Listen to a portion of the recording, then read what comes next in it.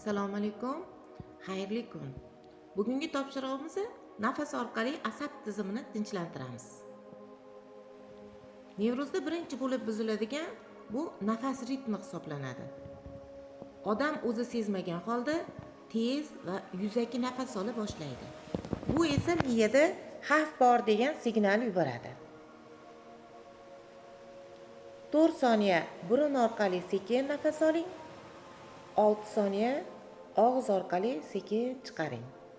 Shuni 10 marta takrorlang. Nafas chiqarish uzunroq bo'lishi juda ham muhim.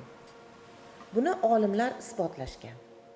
Uzoq nafas chiqarish vagus nervini faollashtiradi.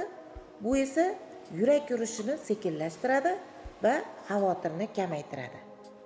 Yana bir mashq. 4 soniya nafas olamiz.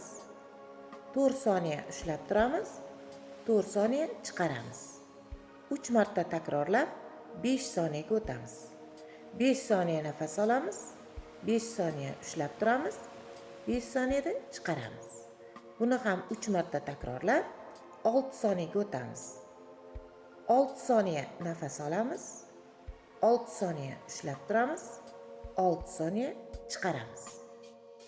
Kun davomida 3 marta bajaring. Ertalab, tush paytida va uxlashdan oldin.